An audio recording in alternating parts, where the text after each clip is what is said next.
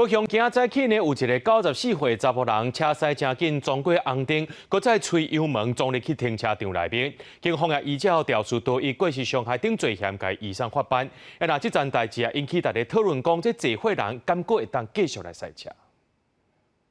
路口监视器看到，明明是红灯，但是这台车速拢无打动，速度真紧，一直冲，最后规台车弄入去停车场内底，将两台车弄害去。赛车的细老查甫人已经94岁啊，早起伊开车载因某经过复兴路甲六合路路口，疑似违规冲红灯，过程中也造成一台奥多麦急动，骑车的70岁查甫人跋倒受伤。这场意外3个人拢超过70岁啊，加在虽然有受伤，不过拢无生命危险。后续本分局将依肇事逃逸、过失伤害等罪。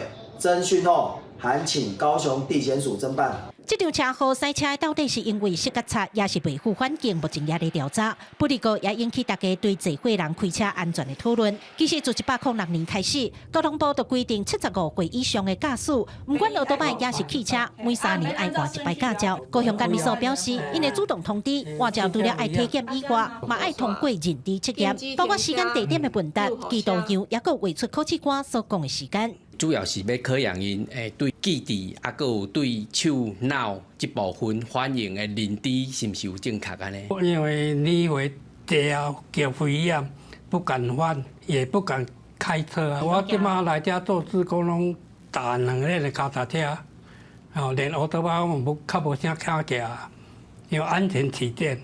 高雄监理所讲，对106年甲打，因拢总通知37000多人，有35000多人完成换照。像这位80几岁阿伯安尼自愿放弃汽车驾照的，嘛有8000多人。因为目前对换照并无年岁限制，到底坐伙人开车安全性要如何来提升，可能需要相关单位好好来研究思考。记者柯家如邱朝阳高雄采访报道。